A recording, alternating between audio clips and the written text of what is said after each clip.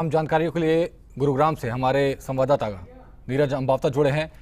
प्रदूषण का कहर लगातार बढ़ता हुआ नजर आ रहा है दिवाली के बाद से ही। अभी हालात क्या है गुरुग्राम के और बढ़ते प्रदूषण से लोगों को किस तरह की समस्याओं का सामना करना पड़ रहा है?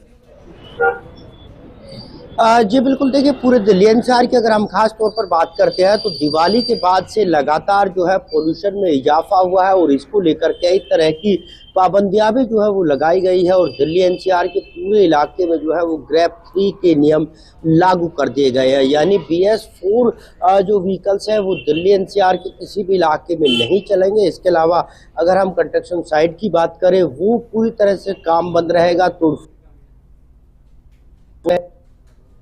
तो काम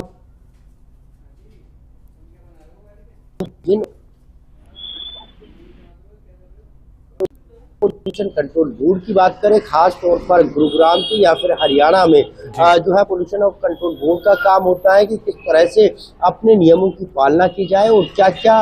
जो ग्रेप 3 के नियम है उनमें किस तरह से सख्ती बरती जाए, किस तरह से जुर्माना लगाया जाए और किस तरह से तमाम चीजों को जो है वो काम पर लगाया जाए।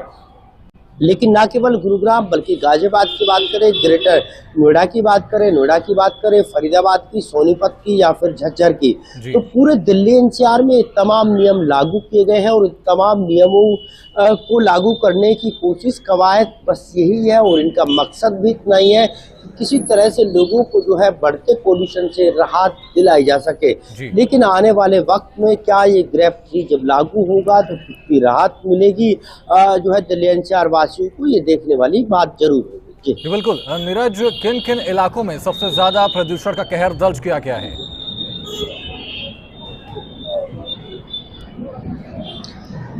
जी बिल्कुल, देखिए अगर पूरे दिल्ली एनसीआर की खास तौर पर बात करते हैं तो पूरा दिल्ली एनसीआर का इलाका जो है वो सबसे ज़्यादा पॉल्यूटेड है और सबसे ज़्यादा पोल्यूशन यहीं होता है। और अगर हम खास तौर पर अकेले गुरुग्राम की बात करते हैं तो गुरुग्राम में जो है 4 ऐसे लगाए गए हैं जो कि AQI को नापने, फरीदाबाद रोड की हम बात करें, गुरुग्राम के जो है पुराने इलाके की बात करें जहां ये सिस्टम, या फिर गुरुग्राम के दूसरे इलाकों की बात करें। लेकिन कुल मिलाकर ये कहा जा सकता है कि गुरुग्राम के सेक्टर 51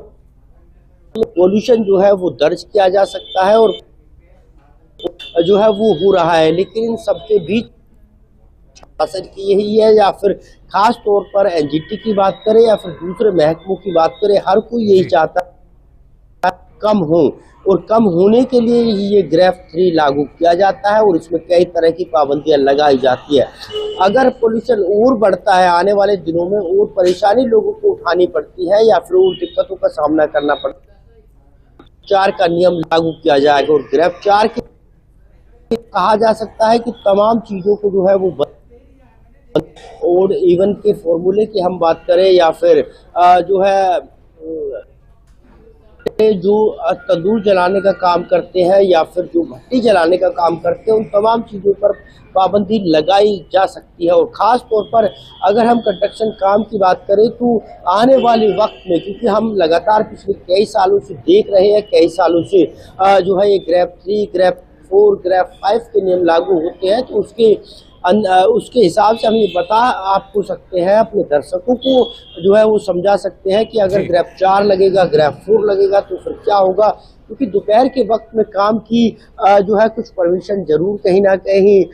जो है वो दी जाती है और ख़ास तौर पर दोपहर के वक्त ही काम हो गया और आने वाले वक्त में अगर पोल्यूशन बढ़ता है तो